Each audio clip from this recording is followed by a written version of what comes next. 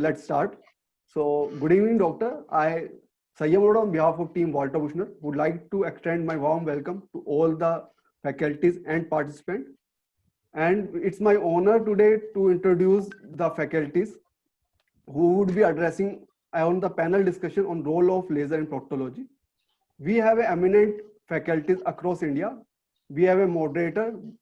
To have in our eminent faculties in terms of panelists, we have Dr. Kamal Gupta, who is a consultant surgeon, proctologist, and diabetic foot specialist, certified trained specialist in laser proctology from Berlin, Germany. He is a fellow International Society of University of Colorectal Surgery.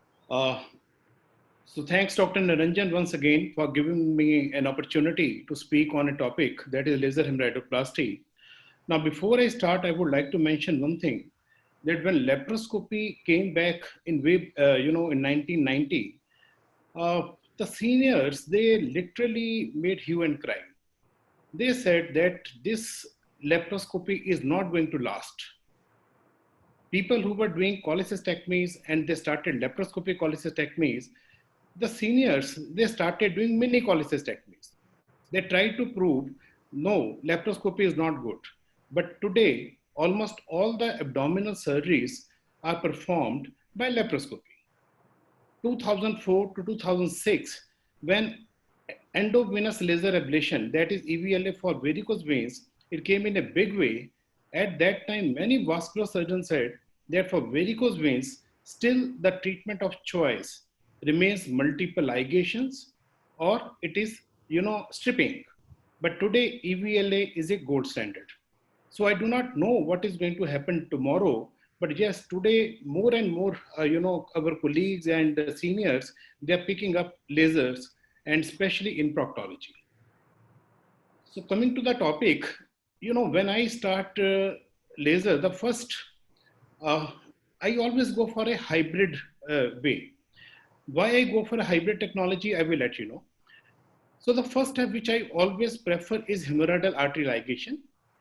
Now the DG Hall, Doppler guided hemorrhoidal artery ligation, it was first published way back in 1995 by a Japanese surgeon, Morinaga.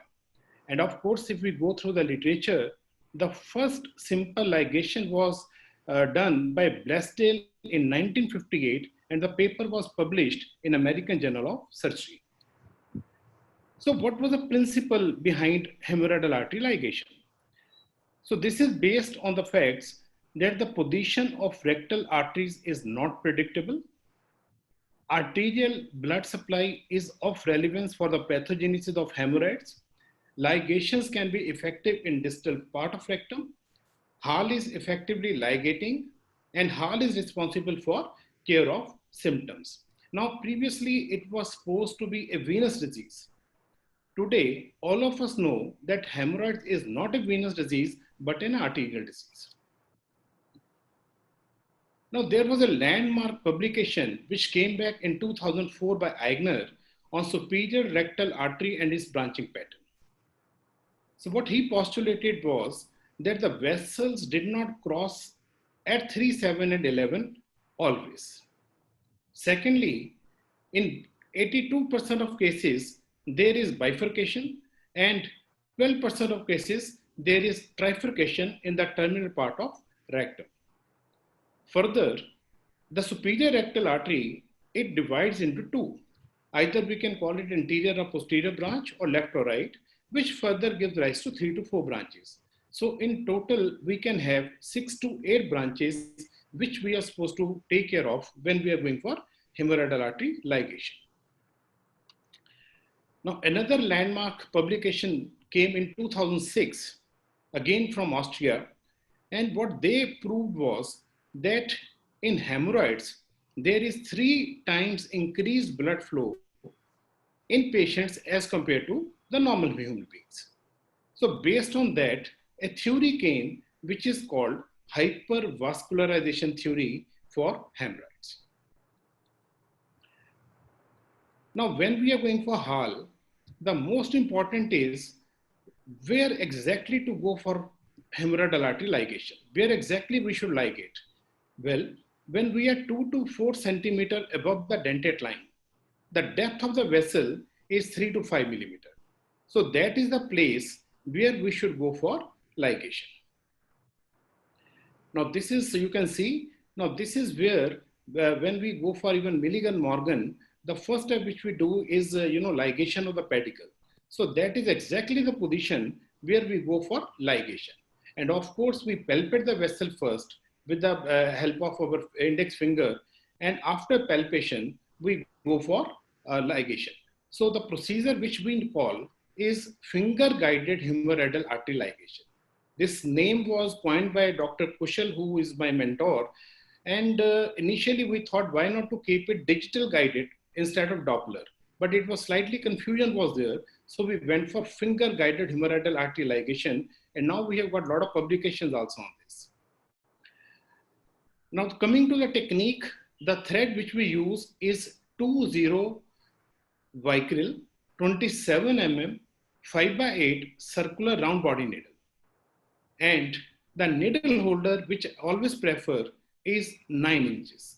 It is very convenient when you are using a large, needle holder as compared to the small ones. The principle, as Dr. Niranjan has already explained, I will slightly, elaborate it. So photoablation, that means the breakage of chemical bonds. When H2O bond is broken, at that time, hydrogen is released, which causes popping sounds. Now that is the reason when we are going for laser hemorrhoidoplasty, and once we have activated the fiber in the submucosa, we hear the sounds. So those sounds are from hydrogen ions which have broken down. Then photocoagulation. Now we know protein denaturation starts at 72.6 degrees Celsius and it goes up to 134. So what happens? The laser energy, which is a thermal energy, it leads to protein denaturation, leading to sealing of the blood vessels, and then leading to the shrinkage. Now this is called dearterialization. Then photovaporization is there. Now we know blood contains 70% of water, and as Dr. Niranjan has already said that it 1470 works under water as the best medium. So the water content, we know the boiling point of water is 100 degrees. So when the thermal energy goes, the water gets evaporated, which leads to shrinkage.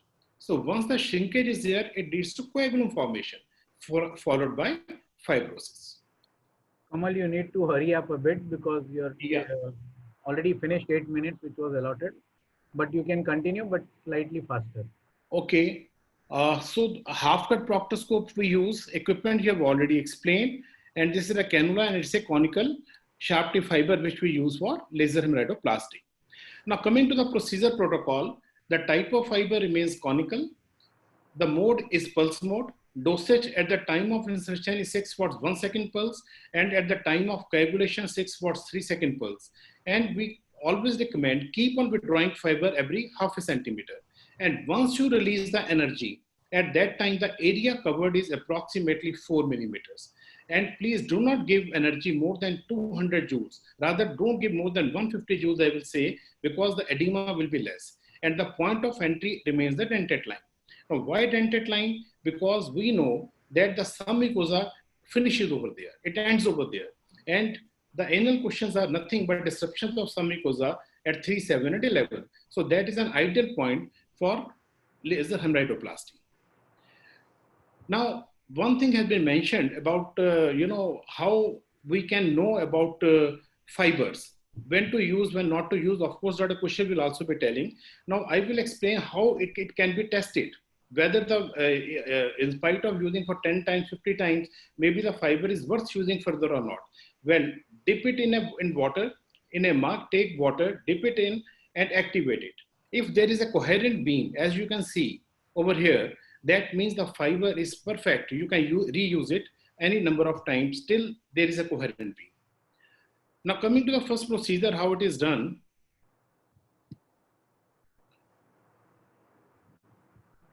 So this is stage 4 hemorrhoids. Now first is go for Hyalase. Now what Hyalase does, it leads to increased tissue permeability. This is grade 4 hemorrhoids I am showing. After that, keep on palpating the vessels and keep on ligating them.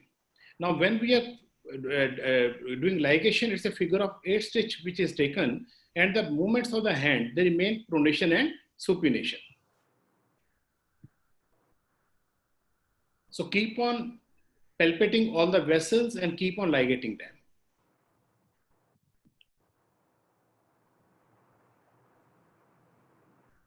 Now this is the clot evacuation because it was grade 4 thrombosed hemorrhoids.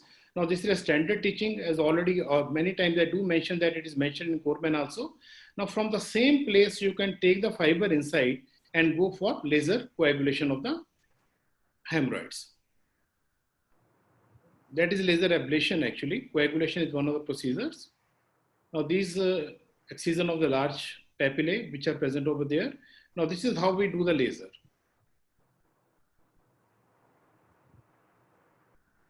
Yes.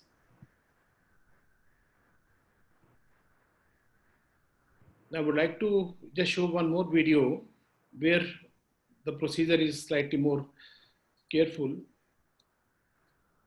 It's better, you know. Now this is a grade 3 hemorrhoids. Now so you can make out at 7 o'clock position. Now this is the way we go for hemorrhoidal artery ligation. You can make out 2 to 4 centimeter above the dentate line, pronation and supination movement of the hand, and see the way I'm holding the needle holder. You need not to place your fingers inside the fenestrations. And this is a milking. So once you are going to ligate, before that, milk it out for disengorgement. Now keep on palpating all the vessels, keep them ligating.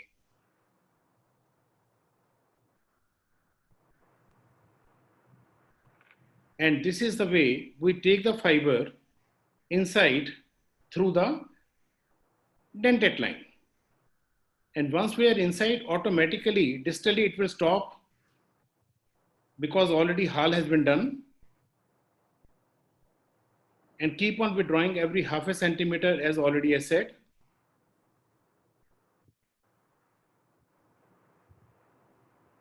So remaining steps, they are almost same. And in the end, we do keep a ice finger for 20 minutes approximately. Now, why Hall with laser?